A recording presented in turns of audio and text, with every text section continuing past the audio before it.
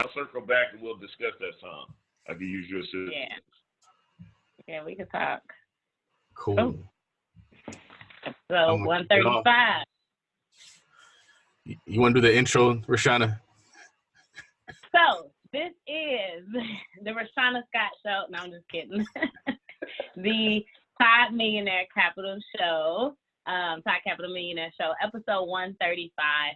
The purpose of this show is to highlight successful African-American business owners to show that their stories do exist. Investing is one of the true keys to wealth. And so with us today, we have Mr. Houston Holmes. How's it going? It's going great. How are you? Hold on. Yeah, so. It's Houston Vintage Homes is the name of the company, Tyron McDaniel, but yeah. AKA, I'm just going with the flow, man. AKA the Urban CEO. Welcome to the show, man. Wait, you got three. Wait. We got to get it right then. We got to say all three titles. We got the Urban CEO, Houston Vintage Homes. Is it Tyron or Tyrone? Yeah, Tyron McDaniel. Mr. McDaniel. There you go. All right. We can get started. With social media, you can interact with somebody and never know their real name. Never. You know, it's so funny. I said, you know, I told somebody at the EYL event here in Houston, I said, we need an app that flashes up your pseudo social media name when you're engaging, because you're like, I'm introduced myself like, hey, I'm Tyron McDaniel. Like, who? I said, oh, I'm Houston Vintage Homes. Oh, hey, what's happening? Yeah, you know. There you go. Yeah, somebody, I met him at the DC event, and I think his name was Josh or something like that. And I was like, Josh, two clutch. Right. I was like, we go by handles, you know. Exactly. Welcome to 2020, right? Word up. Man, so why? Well, we know who you are, what you do. We're curious to know what life was like growing up for you.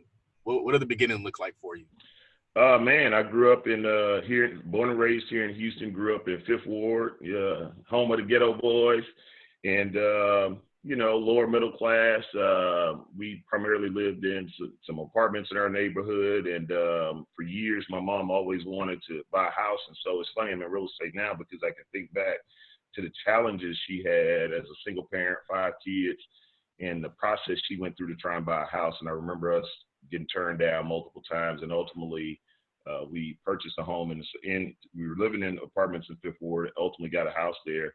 And to kind of segue into how I ended up in real estate from a serendipitous perspective, as a kid, I can recall climbing on top of my house and looking at downtown Houston and dreaming of one day I didn't understand what home building was necessarily, but I knew I wanted to do something with real estate, like fixing houses or building them or something like that. So back in Fifth Ward is where it all started for me. I feel like there's a connection between seeing your parents go through buying a house or be interested in buying a house, and also growing up and you taking an interest in real estate. We saw that with the Downing brothers, and it sounds like you had a similar situation. Yeah, you know, I think, you know, more is caught than taught, you know, and so a lot of times as parents, you know, you're espousing all these things to your children, but they're paying more attention to what you're doing versus what you're saying.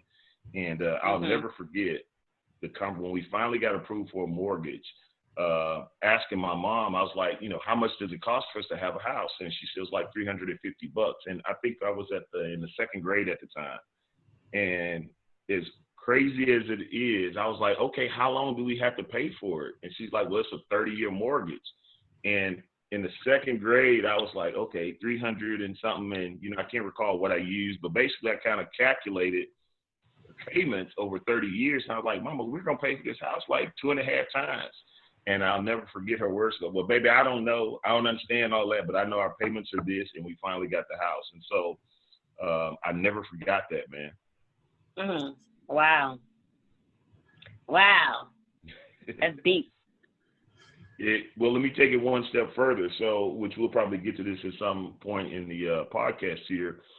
So that thought was obviously, you know, somewhere in my mind. And so my initial foray into real estate was because a friend of mine, of close friend wanted to start a mortgage company. At the time, I didn't know what a mortgage company was. And ultimately, we ended up starting one. I named the company, and after he explained to me what mortgages were, I was like, that's what my mom had when we paid for this house 2 or 3 times. And so my initial foray into real estate came because a buddy wanted to start a mortgage company. So he got me a job like as really a secretary. I was just answering phones and doing faxes and stuff in a mortgage brokerage office.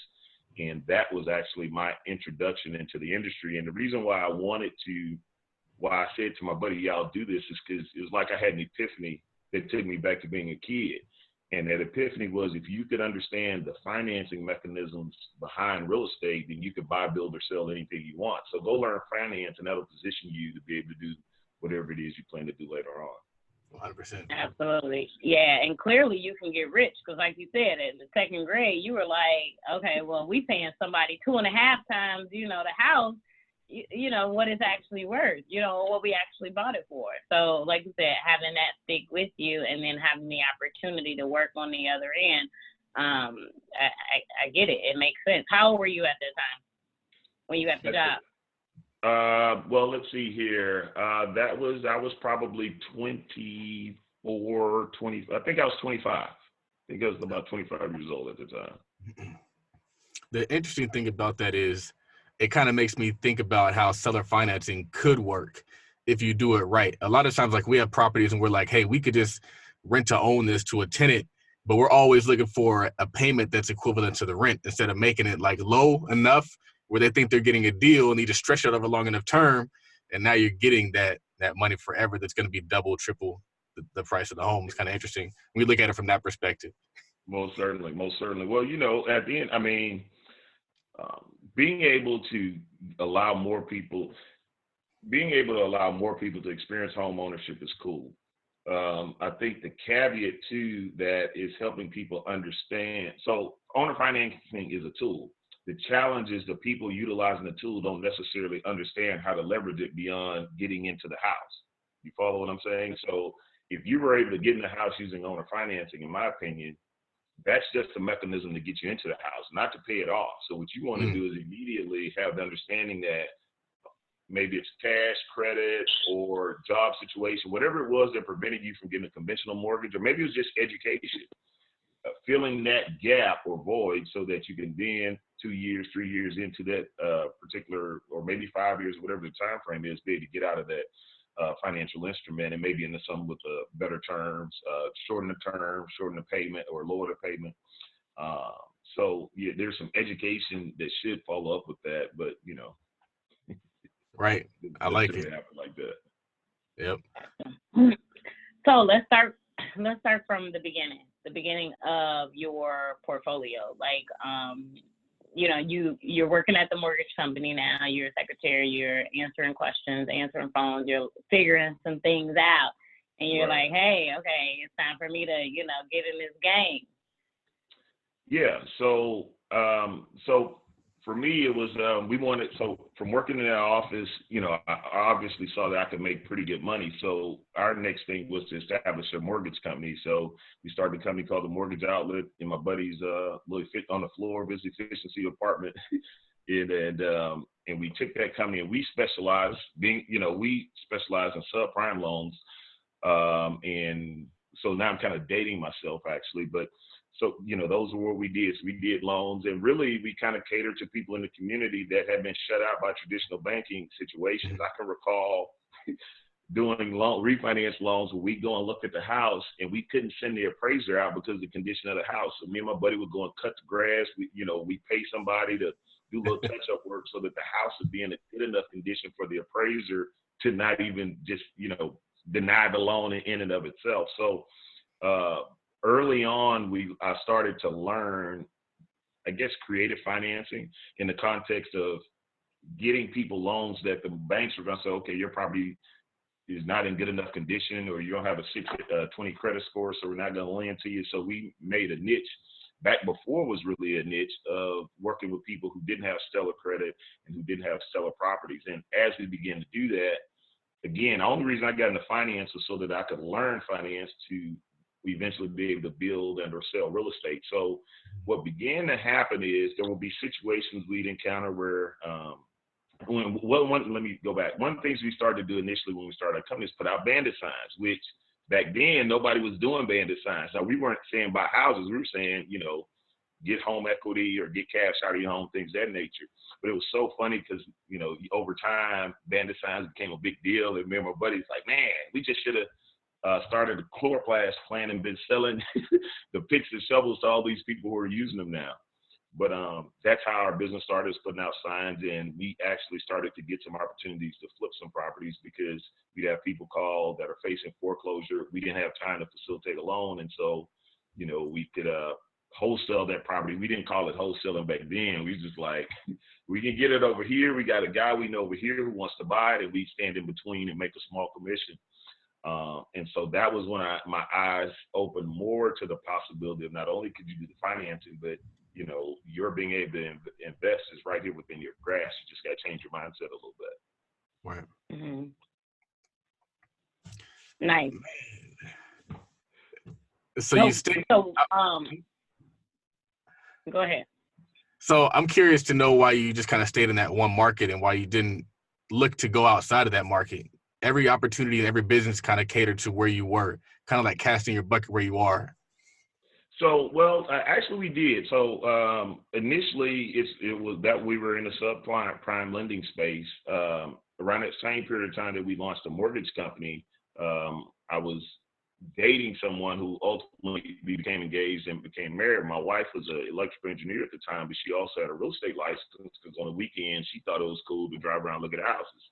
And so from time to time, she would sell a house to one of her fellow co-workers who were engineers. And so when we met, you know, she was more, we took the real estate side and the financing side and began to work together. Now, she was still a part-time engineer, but we began to build a real estate team. So I transitioned from a secretary to a loan officer and very quickly became a mortgage broker. And we set up a team. Back then, RE/MAX was real big, so we set up a real estate team. I handled the mortgages, she handled the real estate side. So we just focused on building a regular retail real estate business, if you will.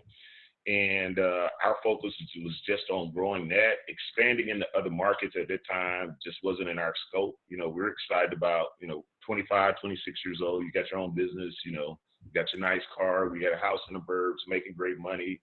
So, you know, we were pretty excited about being at that point, really. Nice. And so, so building that portfolio, can you tell us what that looks like together? So early on, you know, we bought, I think, let me see here, we flipped maybe 2 to 3 properties, and then I bought it. This was you and your wife, or you and your business partner? Yeah, well, it was a combination. So like one of them was one with me and my wife, and then one would be me and my buddy. So it kind of depended on how the deal originated that dictated who it happened with. So if it came from our mortgage activities, then me and my buddy were partners in the mortgage company. If it was something that came from some of our real estate related activities, then you know, then that was a family deal, if you will.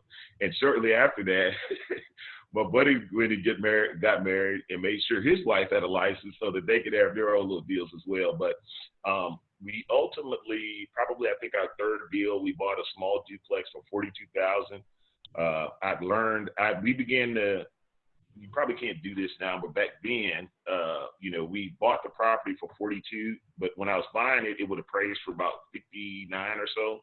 So I structured the loan to where I bought it for 42. I wrapped $7,000 into the purchase price for the repairs. So my loan was like $49,000 or so with a 5 or 10% down payment. We purchased that property and rented out for $900 a month. Our payment was like $380. And I've learned a very valuable lesson on that property that still pays dividends to this day. That's been about 15 years ago. And the lesson we learned is when we put the property up to lease it, one of the tenants was a guy fresh off lock. You know, he had just got, well, in H-Town we call it ATW, at the world. He had just got out of jail, had done maybe 11 years in the pen, and had a girlfriend that was helping him facilitate. She had great credit, a job. He had just got out of jail. And what transpired was he started crying in the interview to my wife because he had, he's like, man, I've done everything I was supposed to do. I've changed my life. I got a great job. I pay all my bills on time, but no one will give me a chance to rent, and I've looked at slumlord properties. I've looked at apartments and everything. And just the sincerity of his situation and being from the hood myself, having friends and guys that I know very personally that went through those same kind of issues, we just felt like, man, we got to help this brother. And what was so amazing about renting to him, to this day, all the properties we've rented and seen, he was our single best tenant ever. His property was always immaculate. He had plants in it. I mean, he was just the ideal tenant. If he was going to be late, he would call you 2 to 3 days before and say, listen, I don't get paid to this day, Mr. McDaniel. I'll drive it to your house, so on and so forth. So in that interaction, we learned, one, how to really vet a tenant. Because I want to segue from that into one thing. My worst tenant ever was a person who had great credit, great job, and when she left our property, her knucklehead boyfriend left his old raggedy stolen Cadillac in the garage on dummies. They tore up the backyard. They left a pit bull in the back. I mean, it was just horrendous. And so I say, here it is. You have the ideal tenant, and they were the worst tenant we ever had. On the other hand, you got the guy who you should never lease to, and he was the single greatest tenant that we've ever had. So that was a valuable lesson for us. But at that point, we started developing our portfolio, and we weren't very focused at the time. So we bought that duplex, we held it. I think then I bought another house in another part of Houston. So we were just kind of sporadically buying properties as opportunities showed up. Because we were fairly busy with the mortgage and growing the real estate team at the time. Right. And then with that, growing the portfolio, what have you done more of, or what do you prefer? Are you more so holding more or flipping more, or like the wholesaling, which you didn't call wholesaling back in the day? Yeah, well, now, having done a little bit of everything, our mission and what I'm doing for our own portfolio. So currently, we build, develop. I'm a builder, developer, and we do a lot of renovations. But what we're building for our own portfolio is we're building. So a few years ago, we thought, this is why I never try and time the market. 2 different times we thought we timed Houston's market. And so we sold off everything we had and say, okay, we're going to recalibrate and start new. And what we quickly learned is that you can't time the market. Even in your infinite wisdom, you don't know what you don't know. And so, so we sold off our portfolio 2 different times. Right now, what we're doing is I'm building an entirely new portfolio of all brand new construction, primarily small multi. So it's basically 10 units or less. It's all new construction. So over the next 2 years, we will have the goal is to have 100 brand new doors that have all been constructed within the last 2 years. So we got a handful of properties that are in various stages of replat or development or approved that we've already began on. We have a duplex development. We just completed one of the first 3 units that's going to be on that. And so I have another company that I've launched called Investor Builder, and we build small multi-family properties. And so through that entity, we're going to build 100 units for ourselves and selectively from time to time build a few units for other people. Nice. So the stuff that I've seen you create is amazing. Who does your design? Do you do the design, or does you have a partner who does that for you? Yeah, no, I'm a weirdo in that eclectic and design stuff. When I was in middle school, I wanted to be an architect, I thought, but it was so much math and drafting, and I was like, nah. Like I'm reptile brain. My attention span wasn't short enough to kind of follow through with the tediousness of how they teach it. But needless to say, to answer your question, I do all of my designs. I do work with, so pretty much when it comes to our properties, I craft the vision for what I see for that property. And I'll sketch it out on a pad and create what it is I want. Then I have some formally educated, because I don't have any education in architecture, design, or anything. It's just all self-taught. So I do have a person on my team that went to college, did it all right. When I designed it, I say, okay, make sure that this is all compliant with the city, and let's get this thing permanent. Right. That's my design. So you're looking at the designer. So over the next couple of years, you know, these 100 doors, are you going to manage in-house or outsource? No, it will. Those will all be managed by an entity outside of myself. I like creating and designing it. Once that part is done, I don't want no parts of the management. Like, that doesn't excite me because there's nothing to create now. It's just, checking off boxes. That's true. Some are getting. So I like to focus on the creative side, and my wife and some of the other support associates or affinity relationships we have with service providers takes care of everything after construction. That makes sense. Because I find like sometimes doing the actual management of rental properties can slow down your scale and slow down your growth, because now you're just putting out fires all the time instead of just creating new opportunities for yourself. Most certainly. And, one thing I'm big on is, I guess it's lifestyle. One of my mentors says, it's not about the money, it's about the lifestyle. So me personally, none of my goals are centered around a dollar amount. Years ago, for me, my goals in terms of how I crafted my vision for my life was centered around the concept of what does the ideal day look like for me? When my eyes open to the minute they close, what do I want that to look like?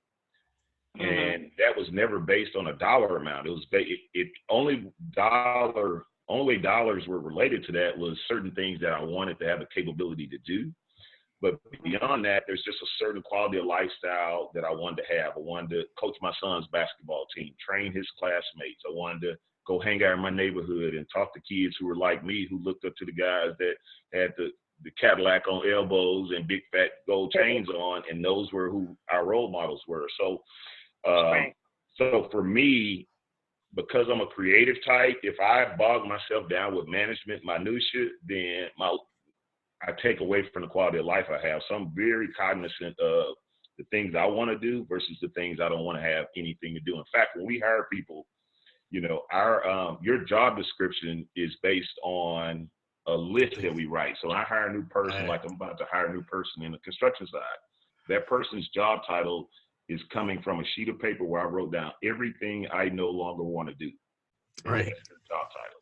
And so that's how I manage everything, our whole business. If it's something I don't want to do, I write it down, and then that gets associated with somebody who will pay to handle that. Yep. Mm-hmm. I love it. Yeah.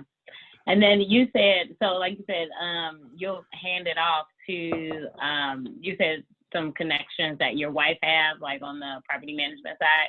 How do you determine or decide, who, what are you looking for in a company to, take on and manage this masterpiece that you've created? Most certainly. So, really, it's I guess the easy way of answering that question, Rashauna, is we're very crystal clear on exactly what we want. Most people have no idea what they want. You ask them, what do you want to do with your life? They give you very generic terms. So whenever I hire someone or whenever I endeavor to do anything and I'm not going to be the person who's executing it, I get crystal clear on exactly what I want. A lot of our properties are in the hood. They're in gentrifying areas. It may be a 3-unit, and 2 of the units are rented to via Airbnb, and 1 unit is rented to a person who lives there, just a long-term tenant. So there's all types of variables that are present. And so our process is more about finding people. One, I like people who are motivated to do business with us. So when it comes to service providers, I want someone big enough to facilitate our business, but small enough to where our business cares. So that's the primary thing that I'm concerned about is, do you really want our business and do you have a value for it?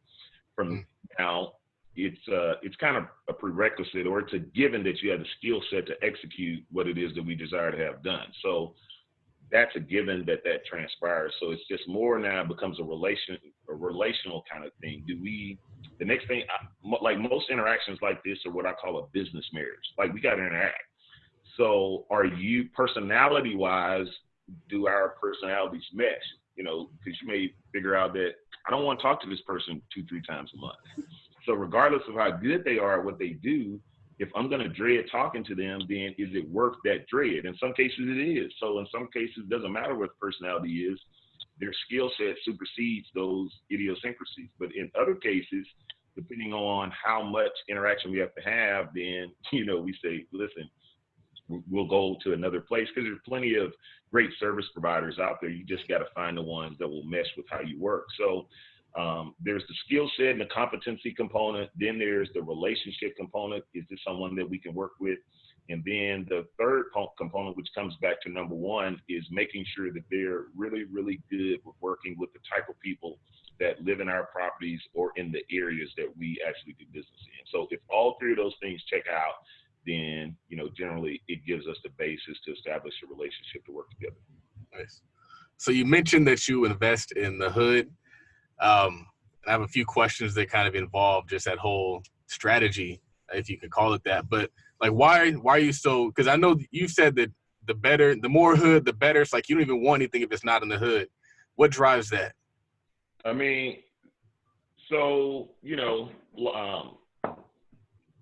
several things. So it's, again, I go back to, you know, I'm very crystal clear on what I like and what I enjoy. And one of the things I looked at is, where is my advantage? When I go into certain neighborhoods, the demographic, like, I roll up like I look now, I got a t-shirt, hat on, a necklace. They're thinking, okay, do I need to call the cops or not? Well, if I hop out of here and go to 5th Ward, 3rd Ward, it's, hey, dog, what's happening? What's up, homeboy? Hey, you know, hey, I see you over there. You, the old school's untreated. Look at that, you know. So that's the environment I'm comfortable in. So why not go there where I got an advantage?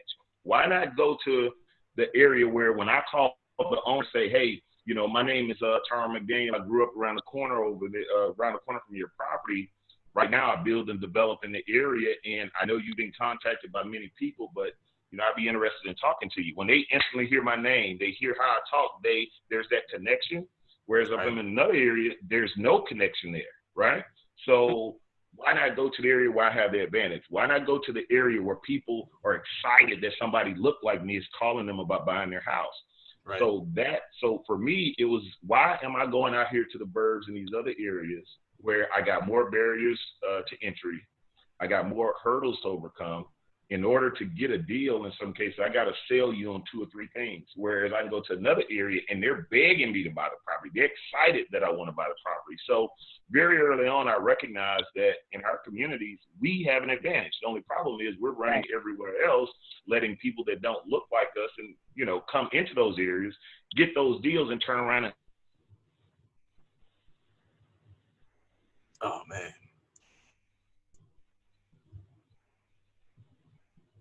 We lost I thought it was my phone. Yeah. He'll come back. Deal. I used to call Houston Vintage Homes. This is one of their kind of properties. He sent me the property. I'm like, man, that's my boy grandma's house. And so, and because of the integrity of the situation, I didn't go around him. But it doesn't hurt me, but it's just like, dude, that should have been your deal. You know what I'm saying? But, you know, I have to work harder to make sure that I get the word out more. Mm-hmm. So, again, there's just advantages that we have when we operate in areas where, you know, our strengths are and where people naturally want to do business with us. Right. And that's one of the things that I used to kind of complain about on Bigger Pockets is they would come on Bigger Pockets and say, oh, you don't want to invest there. They don't want to invest there, but we should want to invest there. It's different. You know what, bro? Especially when it's our hood. Well, exactly. It's mine. You know what I'm saying? Like, I'm not one of those people anti-gentrification, because I'm like, dude, well, you know, they was just serving rock. You could get rocks, Molly, crack, weed, everything else there, you know, and nobody would say nothing, right? Then some guy come and buy it and build something, now everybody's mad. But we could have bought it a lot for $5,000 a year or two ago. He bought it for 15 and put whatever he put into it. Now all of a sudden we're mad. So unless more of us say, look, this is my neighborhood, I'm gonna take pride in it. You know what I mean? I'm gonna go over to the south side of the shop, you know.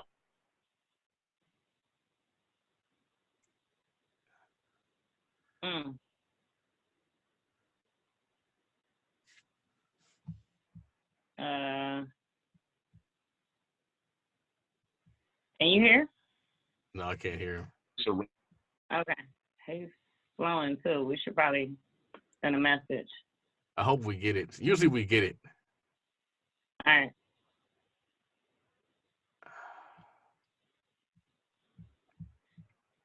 Let me tell him when.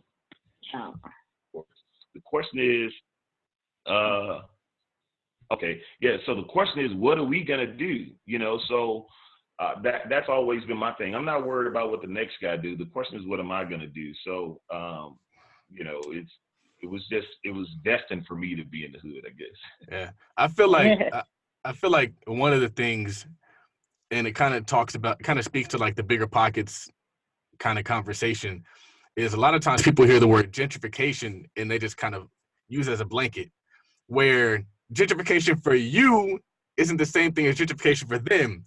Right. Gentrification for you is, I got this great home. Oh, ex-felon or felon, I'm going to give you a chance because I see the value in you. Right. And so they're over here like, no gentrification. We don't want you buying up our communities. We don't want you investing in our communities because you're going to displace us. No, we're just going to actually make it safe for you. We're not going to displace. We're going to displace you. We're going to make it safe. And so I feel like that conversation has to be had, because people on the internet, they see it and they immediately shut down. They don't want to hear what you have to say. Even like, you look at Aisha, you look at you look at what Rashauna's doing. Rashauna's out here helping people get house hacks in the inner city, and now they're able to set themselves up. Like, it's a conversation that needs to be more granular than just gentrification at a high level and then applying negative stereotypes to it. Man, I mean, 100%, dude. And one of the things, you know, from a design perspective, like, to me, another advantage is, see, if you understand your avatar, you understand who's buying. You understand the person who grew up there, left when it made some of themselves, and is coming back. So you understand their nuances. You know what music they listen to. You understand how they dress. You understand how they live. So the house that I'm gonna design for you versus the house that the guy who's just out to make $1 is gonna design, mine is gonna be way tighter. Not because I'm a tighter designer, but because I actually care about how you're gonna experience and live in the property. I actually care. You're not just a person to me, just a number. So whereas every house, and there's nothing wrong with standardization, you know, if that's how in optimizing your business. But for me, no two houses of mine will ever look alike, because I'm a creator. So I'm just diametrically opposed to giving you the exact same thing that your neighbor got. That means something to me. And in the hood, it means something. That's one of the reasons why we are very, what would be the word? I don't know. That's one of the reasons we're so conscious about how we carry ourselves and dress, because we want to look different than everyone else. We want that one thing. So I take that over into our properties. Like, every house we do, there's something in the house that me or one of our craftsmen created that you can't buy. So it didn't come out of Home Depot. So if in most of our houses we take out a wall, well, that lapboard siding generally becomes a countertop, an island, a barn door. We'll make a table out of it. We'll take it and make accents. We'll take the lapboards and we'll wrap it around beams to make trim. So there's always something in our properties that you can't buy. And no, the average renovator, builder, investor isn't taking the time to do that kind of stuff, especially in the hood. Yeah. Versus when a lady walks into our properties, like, or a man, whoever, they instantly see some of these things and it sticks out.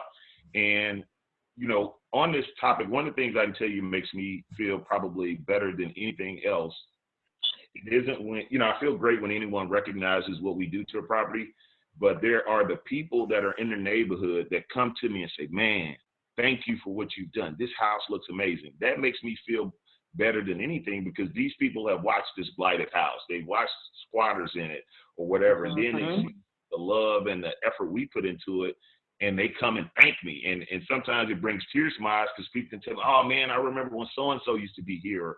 And they start relating the stories and how they relate to the property. And that, to me, you can't put a dollar amount on that. You know, that's the kind of stuff that you go home and you go to sleep knowing that you've done well. So to your point of understanding gentrification and all its implications, we definitely got to take that conversation a lot deeper. And we have to go from being anti-gentrification to be the controllers and the leaders of how our neighborhoods get gentrified. 100%. We got to take control of how it manifests itself. So speaking of taking control, how are you creating value in these communities? Because a lot of times when I look at it, and you look at like the current values, but you also look at maybe the recent sales comps, it might be as-is sales comps, how are you creating the upside for you after you put that money and that work into it? Most certainly. So one thing I always tell investors, I say, listen, what I do, I'm a weirdo. Okay, you gotta like do what I do. Don't if you're out to make money, you told me you want to get into real estate to make money. Okay, there's plenty ways to do that. I operate the way I operate because this is what this. I wake up in the morning not by alarm clock. I wake up at 6:37 because I'm excited to get the day started to go do what I do. So one day I sat down and crafted and wrote down a vision and manifested a business that's totally in line with who I am as a person. You got to spend that time to figure out who you are so that you can then create a business that allows you to do that. And the reason why that's important, because it leads to your question. To do the kind of properties I do, it takes me more money. So, because for starters, the neighborhoods I buy in, there's three types of properties. There's new construction, there's vacant lots, and then there's old raggedy houses that people are selling for for land costs. So when I go in and buy a house for, like a house we have under contract right now is $105,000 on a 2,500 square foot lot with downtown views in Fifth Ward. Vacant lots in that area sell for 105 to 120. So in my mind, again, I'm the weirdo. In my mind, I consider the house free because I'm buying for dirt value. So if I buy for dirt value and I got a free structure, most people would tear that structure down. Well, we're going to put 80 grand in that structure, take it all the way down to the studs and come all the way back. Most people would tear it down. Well, I'm like, I'm not tearing it down because I got a free structure. Number one, I'm going to put this 80 in it. And now here's the issue for the bank. The bank can't find any comps. My hard money lender, they can't find any comps for their property because nobody is putting 80, 90, $100,000 in old 100-year-old homes. So they always tell me, Tyron, man, we have no comps. But me as an investor, because I understand my market, I love operating in the gray area. Anybody can do deals where you got 8, 9, 10 comps. You know what I'm saying? Right. It's just a simple math equation. It's how do you operate in an environment where there are no comps for what you're doing? I'm comfortable there because I'm very clear on my market. I understand who the buyers are. I understand who the investors are. So I understand all the players in this particular ecosystem. So it takes me more money to do my deals on the upfront side, on the front side, because I have to put more into it to fill in that delta between what the lender thinks is worth and what I know it's worth. So like the house that we're talking about now, it's 105. We're going to put 80 in it. We're being it for 185,000. New construction across the street from this house is 315. So let's think about Rashaona's an agent. So Rashaona's sitting down with a client. They say, hey, our maximum budget is 320 grand. We want to be in this area, Fifth Ward. She pulls up all the comps. It's either old houses, vacant lots, new construction, and one house that's $30,000 less than the new construction, has a backyard, has all these great amenities that the tract homes that are brand new don't have, because all of those look the same. So guess what happens? Generally, our houses have multiple offers. The way we list our properties is we put in an MLS on Wednesday, but you can't view it until Saturday at the open house. Guess what happens at the open house? We got all these people that's been waiting since Wednesday to see it. So we got a ton of people waiting there, and the house is sold the first day that it's available. That happens because, one, you don't have no other options. You're either going to buy a $300,000 new house that's not as nice and doesn't have the character that mine have, or you're going to go and buy an old house like me and spend the next 4 months fixing it, and most people aren't going to do that. So right. It's a very weird little space I work in. It takes me more capital to do so. It's more risk if you're not comfortable with the risk, but I mitigate that risk because I understand exactly who my buyers are. I understand exactly what my lender's going to land, and I know exactly what it's going to take to garner a buyer as soon as the property's ready. I feel like that's wisdom right there. I feel like there's years of doing this on the finance side, doing this on a realtor side with your wife, and now it's manifesting in this place where you can just create something new as opposed to just taking what they're giving you. Because a lot of people, they're just like, oh, the lender said this, and so that means I can't do it. You're like, nah, F what the lender's saying. Like, this is what it is. I know this, and so you create it. Because, see, the fallacy, and I was a licensed agent for a period of time as well. I just figured out that, I like to create. So the agent takes over after somebody's already done the creation. So that part just didn't appeal to me. But you're very right in that my perspective is such because of my experiences. Experience is the greatest teacher. It doesn't matter what you've learned externally or anything, but your experience generally supersedes stuff that you learned from a book or in a setting or whatever the case may be. And to your point, I understand that lenders underwrite. Most people think like they get denied for a loan. They're like, well, why? I got good credit. I got this, I got that. And the thing I tell people is you have to understand banks made their money when you deposited your check there. So when they're lending in these other spaces, they've already made money. So now they're just taking that money and going to the next level and doing arbitrage now. And so what happens is they're not lending your money from the perspective of, hey, let me give you this money. They're saying, man, okay, Rashauna, we know you got great credit, great this, great that, but what are all the other reasons we have that we shouldn't lend you? And they have literally a checkbox. And when she checks that one off, so yeah, she gets the money there. And once they go through all of those checks, then your loan is approved because they couldn't figure out a reason to deny you. They're not looking for a reason to give you the loan. They're looking for a reason to deny you. I understand that. So when I go to my lender with my project, I tell them, you're not going to find any comps. My house, you're not going to find any because there's only new construction and there's old houses. And then the beauty of how I operate, which I tell people that are rehabbers or flippers, I say it's great to master an area or areas because now you can build a living portfolio. So like with this lender that I'm referencing on this particular house, they're my go-to lender. And before I started working with them, I already had other properties in that area. And I said, hey, listen, here's that property I did over here on this street. They told me I couldn't sell it for $150. We sold it for $150. This one over here, the most y'all said they'd be worth was $240. It sold for $279 on day number one. Lady who actually paid $7,000 more than list because she wanted to outbid everybody else. And so because I have a track record and it's all concentrated, it's not 30 to 45 minutes on the town. It's around the corner. It's 2 blocks over. So now, I go in showing the lender that I have proof of concept already. I go in and I show them our budget is a very detailed budget, probably no different than anyone else's, but we always spell out labor versus material costs. And then I make it a point to show them the difference in what my materials are. So, if I'm just if it's a duplex and I'm using a cheap $80 3-centimeter granite, I'm a specify that. And then if I'm using, the high-end bull-nosed edge that costs $240 a slab, I specify that. So when the underwriting team is going through and looking at my packet, it stands out differently.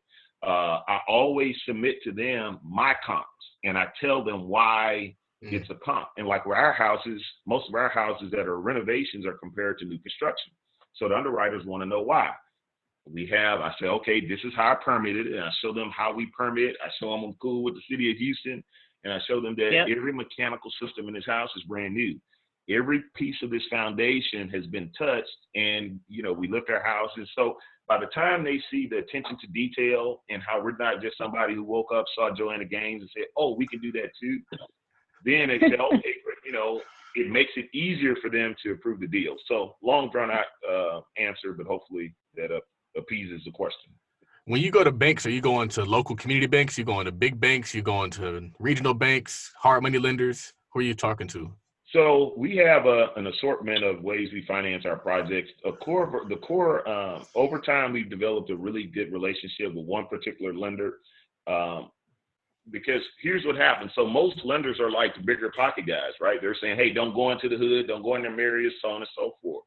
Well, there was one lender here locally that basically he's, been in real estate here for years.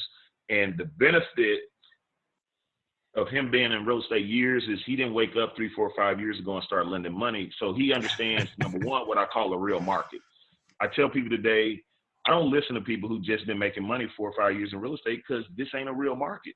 You know what I'm saying? Real market is when it takes 3, 4 months to sell a house. Right now, you can fog up a mirror and sell a house. So this ain't a real market. So I pay attention to people who've been around a few cycles. This lender is one of those guys. And so like my neighborhood, Fifth Ward, they used to call it the bloody nickel. Lenders didn't lend in Fifth Ward, period. And he was the only hard money lender. He said, Tyron, if the deal makes sense and the numbers make sense, I'll do the deal.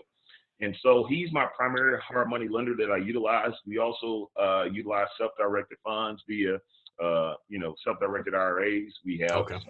private lenders. I mean, now money's easy because, we have a track record and people see Right. that.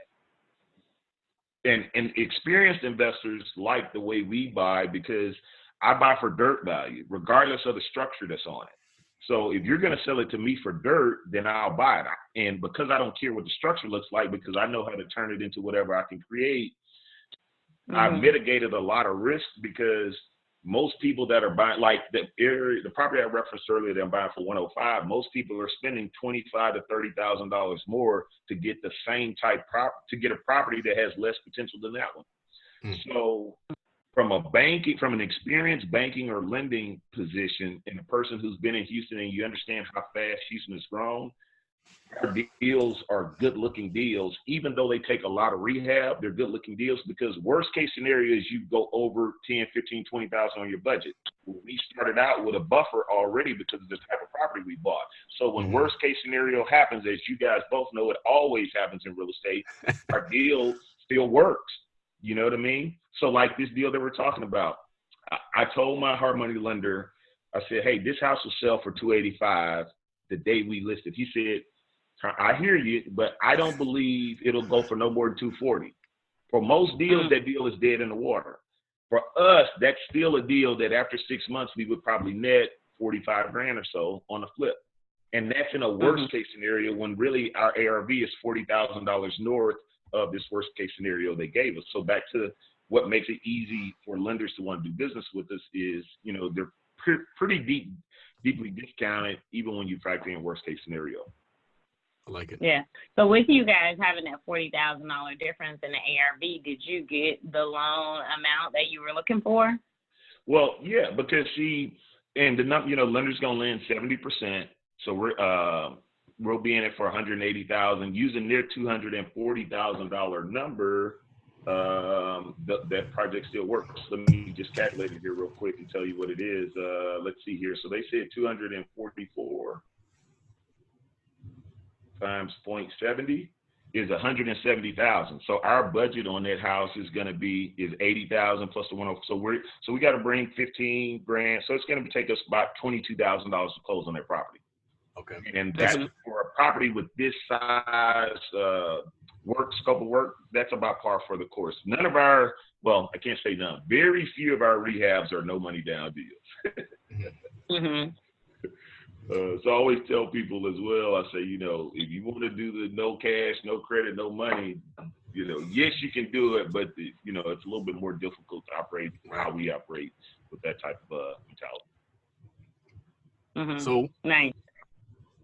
One of the things I saw is you kind of promote this idea that you can find deals on the MLS, where people don't think they can find deals in the MLS. How are you finding success on the MLS, and what does that look like?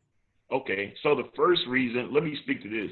See, the first reason people say you can't find deals on MLS is because they're not an agent, right? So none of these guru types or people are going to espouse anything generally that they can't profit from, or, kind of lead you through that space, if you will. So if you have never been an agent and you say you don't need agents and blah, blah, blah, you're not going to teach anyone how to utilize the MLS. You know what I mean? So that's the first premise. I always tell people, be mindful of taking mentorship or coaching from people without understanding their perspective. Because if you don't understand their perspective from which they're speaking, what if your perspective is diametrically opposed to that? So you're going to take someone's advice that they don't even think like you and have the same philosophies, and you're going to try and utilize them. And then when it don't work, you're going to say real estate don't work. No, your mindset and how you approach real estate doesn't work. So that is, really the thing to really understand for starters. But as it relates to the MLS, because I've been an agent and we have a team of agents, I understand how agents think, number one. What most investors don't realize is the agents are their friend. But see, they're approaching the listing agent from an adversarial perspective. Oh, you're dumb. You don't know nothing, blah, blah, blah, blah, blah. I'm approaching the agent saying, hey, listen, I see this property you got over here. Like right now, one of the deals that I'm negotiating for a client right now. Well, the property, it's two houses on a lot. One of the houses is leaning real bad. The city's condemned it. So the agent has that in the what do they call it, the public remarks or whatnot. And so what happens is most investors are looking at their deal, say, oh, houses can.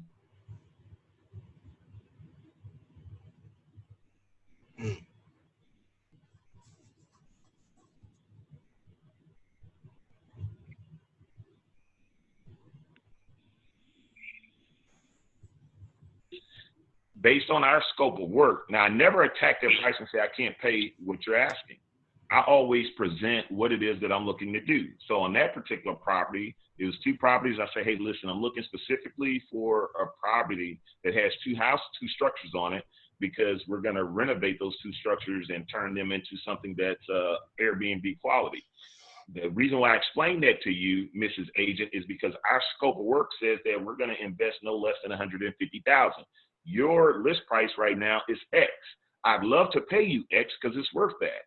My scope of work says I can't because I'm limited by how much I can put into this property. So I can't pay you X. I can pay you this much, no option, because I know if you give us this price, we're going to do the deal and we can close in 3 weeks. So so when I find the deal, it's what makes me able to find deals on MLS is my ability to negotiate, understanding being a motivated seller, because I've been a motivated seller, and I understand the agent who wants to sell this deal.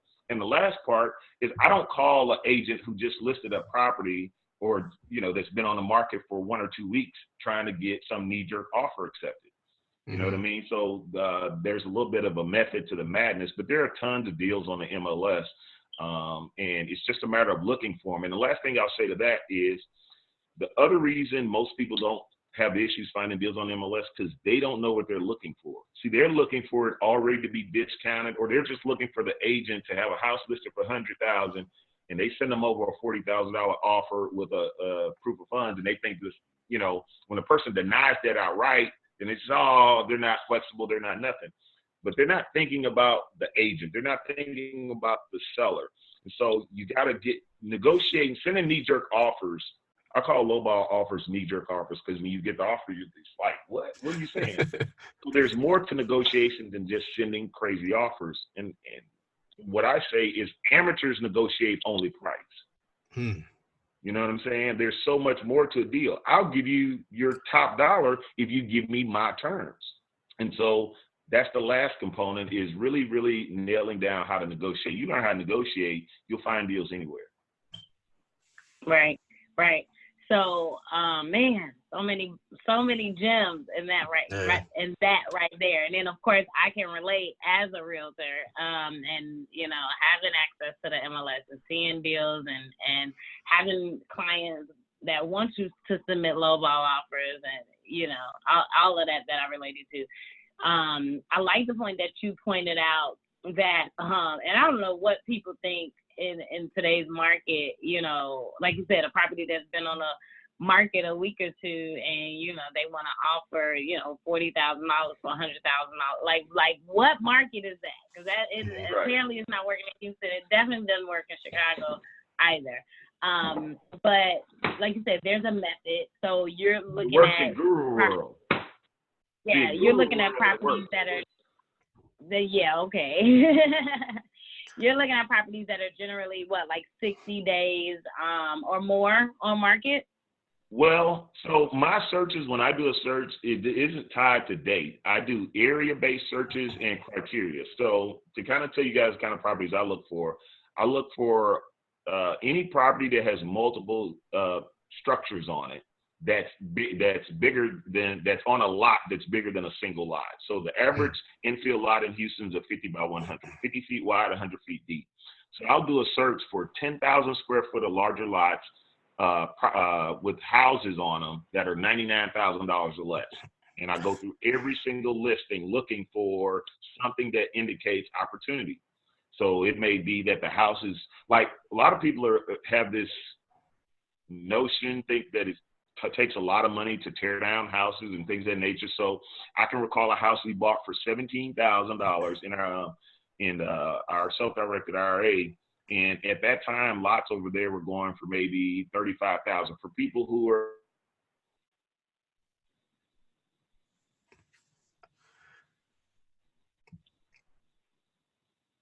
Usually Zoom still picks it up.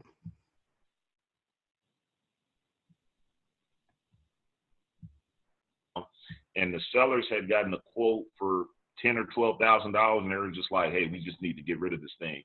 So I was able to win there because I recognized in their special remarks that, you know, they reference, hey, we have an issue, we got to tear this garage down, so we're just looking to move fast. So as I'm going through the list, I'm looking for anything that would indicate these people are extra motivated, they're flexible, there's a big issue that they would rather discount than deal with. And when I find that verbiage or language, then I just shoot the agent an email. And I always lead with my background. And because I search in concentrated areas where we've done stuff, so I can always say, hey, your listing's here. I'm building over there. I did a property around the corner here. Me and my partners designed this. I'm interested in yours. It fits criteria for what we're looking for. However, this is what we need to pay based on our scope of work. Do you think your seller would seriously consider our offer if they knew we would close and we would not screw them around? Mm-hmm. And that resonates because when the agent hears, I'm going to close, agents already cashing that commission in their head. Okay, this ain't the price I really want, but this guy's going to really close. I'd rather a deal that really closes versus waiting an extra 2, 3, 4 months, hoping that somebody comes around to pay our price. Mm-hmm. When I hear you explain that process, it sounds like wisdom. You know what the deal should look like. You know what motivates everybody involved. And you're not just out here looking for house price, submitting an offer. And a lot of people, that's what they're doing, is they're just like, they're not taking that extra thought. They don't have that extra experience. They're just trying to kind of shortcut the process and hopefully trip on a deal. Some wholesalers are having success just tripping over deals. Some people have been doing it for a while, and they know how to do it strategically so they can find deals even where people might not think there is a deal. So I think that's super dope. Most certainly. Mm-hmm. I mean, you know, again, this isn't, you know, this is a real market, but I mean, it's not a real market. You know what I mean? Like, I tell people all the time, if you can't make money in this market, then I mean, you know, go find something else to do, because this is going to reset at some point in time, and when it does, then you're going to realize what we mean by this wasn't a real market. Mm-hmm. So before we kind of wrap up, what would you say was your most successful deal?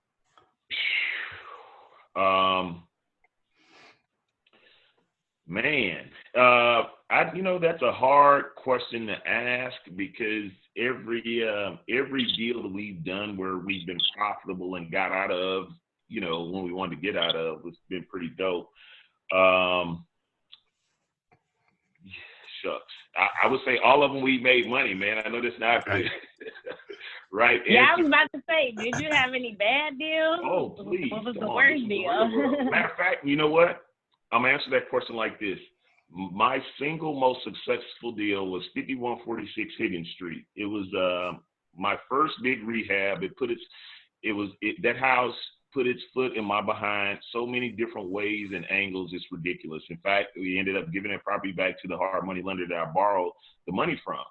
And the reason why that deal was the most successful deal for me, because after that, I said, like, I remember there were termites in one part of the house, and we knew it, right? And when we took off the sheetrock, where I thought it was maybe in a 5-foot section, the termites had literally eaten the whole front half of the house. And I'll never forget grabbing a 2x4, and there was a 2x4 in the wall that looked functioning. You grab the 2x4 and it crumbled like newspaper, because the termites had literally eaten out the entire shell of all of the studs in the wall. So it was just crazy. But from that particular, are we still on? She is. She had to take a quick break. But okay, gotcha. So, so from that particular deal, man, what transpired is, one, it taught me how to inspect my own properties. Because the lender sent his inspector, but, you know, there was a fire in the house we didn't know about. There was extensive damage from termites that we didn't know about. So there's just all kind of issues with it. So that deal was like the greatest whooping I got in real estate, because it showed me that I didn't really know what I thought I knew. And so that was the deal that made me transition and learn how to become a builder, because it was at that point that I figured out that it's easier to build a home from the ground up than it is to go and do a $70,000, $80,000 renovation. So because of the lessons I've learned and the dividends that those lessons have paid me over the last 12, 13 years since that transpired, I would say, as bad as that project was and we had to give it back to the bank, that was my most successful deal because of how much money it's made me since then. Because the reality of the matter is you don't learn when everything goes right. Because you're Mr. Investor or Mrs. Investor, and everything you created and proposed went exactly like you thought. So you didn't learn anything because your head's big, your ego's been stroked, everybody's telling you how great you are. It's when I'm at home and what I call pillow talk. I look over at my wife and she asks me, why that deal screwed up. And all the things that are associated with that is where those lessons come in that allow you to be successful in the future. Right. That's what makes you that much tighter in the future. Now you're checking off certain boxes because you've made that mistake before. You're not going to make it again. So that makes your next deal is even better and even stronger. That is dope, man. So I want to give you an opportunity. Became a successful investor from the beginning, right? Straight out the womb, we go through it with no scars, right? Exactly. Why people think this stuff is easy? It is not. When I hear people say, "I'm trying to get into real estate," I'm trying to figure out the easiest way. There is no easy way. I don't care which way you go about it. When they tell me that, and they say something like them looking for the easiest way, I say the easiest way for you to get involved in the real estate is to not get involved. There's nothing easy about success. This is what I tell people. Like, if ease is in your conversation, then you already lost. You know what I'm saying? So, it's not about being easy. It's like those people who you tell them to do something and like, well, it's not that easy, or it's easier said than done. Like, duh. Exactly. You know what I mean? So I don't work like that. So you have a master class that's coming up. I don't think it's passed yet. Can you talk to us about that and also share with the listeners what you have planned? Man, thank you. I appreciate the opportunity to share about it. Unfortunately, we only have maybe 10 or 11 seats left. So let's talk about why we're holding the master class. Just like you guys, I'm sure if I checked your DMs right now between Twitter and Facebook and Instagram, you get all the messages. Do you coach? Do you mentor? Do you do this? Do you do that? And personally, I do mentor, but it's not anything that I market because it's not really a course or anything. Like mentorship, working with me means, okay, you got XYZ capital that you're ready to deploy in a project. And so let's go do a deal. That's what my version of mentorship is. But because I can't work with everyone in that capacity, there are people all over the country, things of that nature. And because I hadn't done something like this in a while, I wanted to, in an enclosed environment, just kind of do a brain dump on everything that a person would need to know if they figured out, what, I know for sure I want to build and or do major renovations, and I'm ready to do it now. And so it was with that in mind, I put together the masterclass, and it's really me just sitting down or taking an entire day of showing you property. So we'll go and look at, property that's new construction where we took a lot that I found on the MLS in a gentrifying area. It was $25,000 at the time. Lots over there were going for $40,000. We replatted it. I designed 4 units, got it approved via the city for a replat. At the time of the master class, we'll probably be doing framing. So we'll walk that property, and I'll walk you through the entire process from finding it on MLS, replatting it, designing it, and then constructing it. You're gonna get a chance to view what I call a small renovation, about a $60,000 scope of work. So the house, there's nothing being added to the house. We're just putting everything new. There's going to be a second, more expensive renovation over $120,000.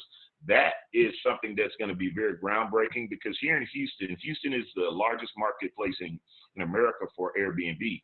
And in gentrifying neighborhoods, a lot of people are making great money.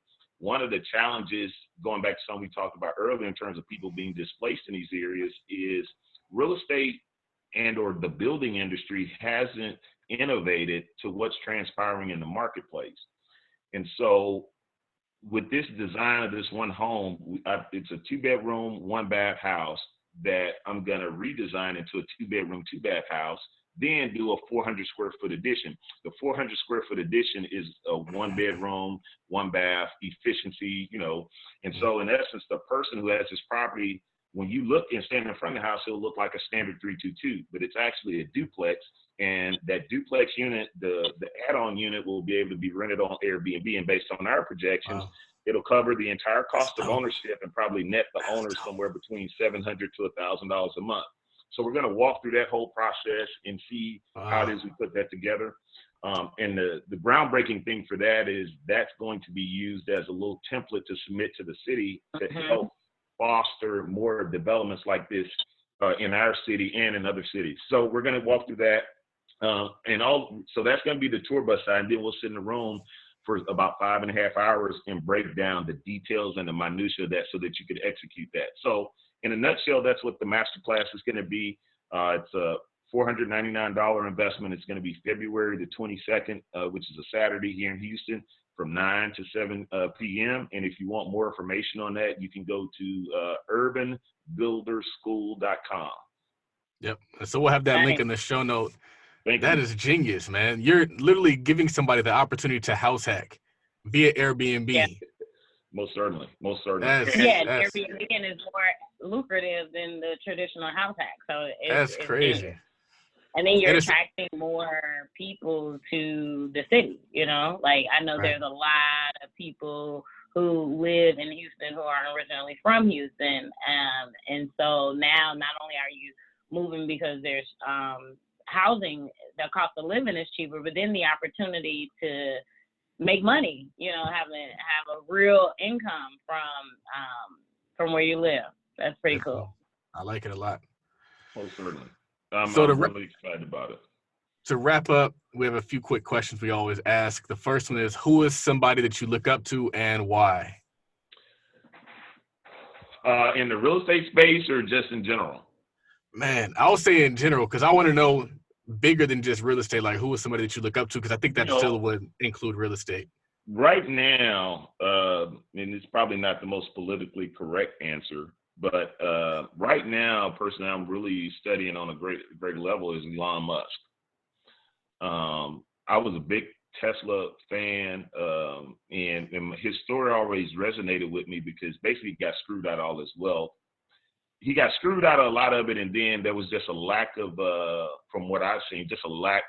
Like, he wasn't a money guy, and his not being a money guy and being so focused on the creative aspect of what he loved caused him to not be as vigilant in some areas as he should have been when it came to the business side. And so to see Elon pick up his mantle, but figure out all the business side and reap the benefits of it, but still, you know, this is the guy who made $130 million and was broke by, you know, within 24 hours of getting the check because he reinvested everything.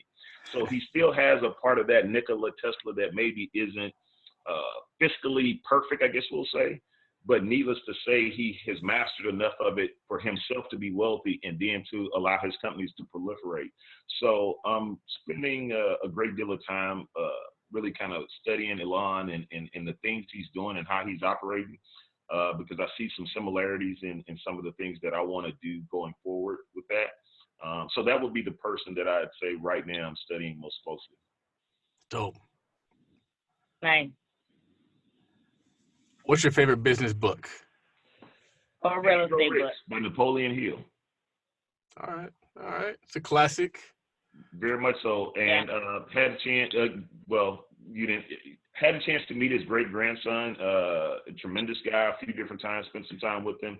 And and there's other stuff I could say about that. But yeah, that's my favorite business book, I would say. Dope.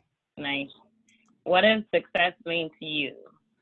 Success to me means waking up, being afforded the opportunity to wake up and enjoying every minute of that day that I have up until I go to sleep. That's success to me, and the people that I get to enjoy it with. Mm-hmm. What do you think sets apart successful investors from those who give up, fail, or never get started? They were never committed to being investors from the start. Is what I would say, because, you know, I'm not here. I say this as humbly as possible. You know, I wasn't afforded the opportunity. You didn't extend me the invitation to be a part of this podcast because I got everything right. It was because when real estate put its foot in my behind, when it made me cry, when it was when I was taking money out of my household to pay banks and to pay contractors and trades and things of that nature, when I couldn't buy my wife what I wanted to buy her for her birthday because all my money was sunk in a deal, when I couldn't send my son across the country to a camp that cost $3-4 grand to hoop in because that $3-4 grand just paid for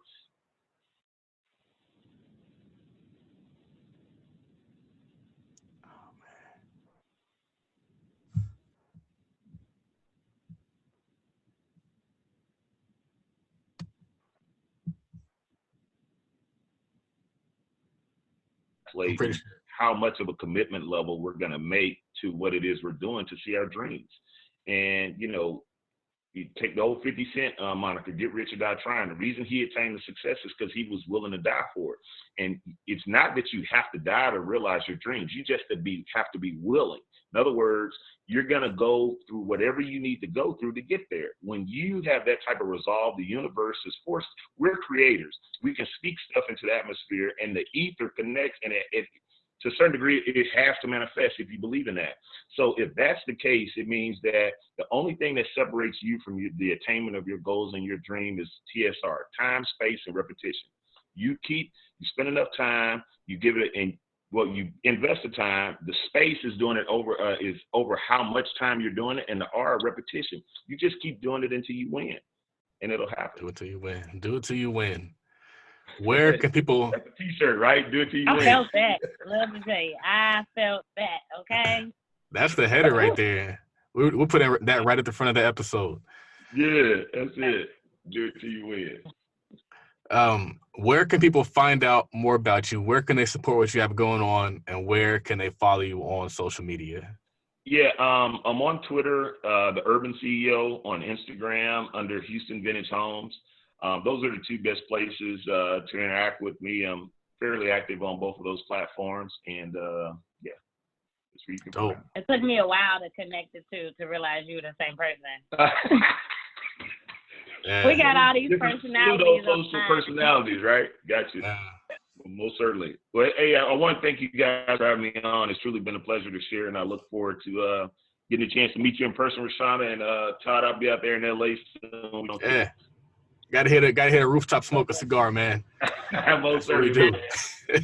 We gotta go to Harold and Bell's, man. That's my favorite restaurant in LA. All right.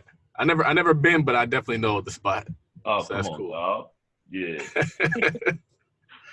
So this is episode 135, super powerful episode. Thank you for everybody who came on. Rashauna, any last words for the people? I'm just inspired as always, you know.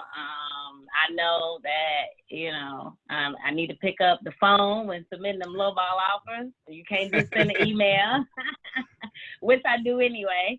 But so many gems, taken away from this episode, just, being resilient, not giving up, thinking outside the box, being creative. Like I say, you're definitely speaking to me, because I believe that, right? Like we are creators. And if you're a real estate investor, you have to be creative, because not every strategy that you think is going to work is going to work for this deal, but it doesn't mean that that's a deal.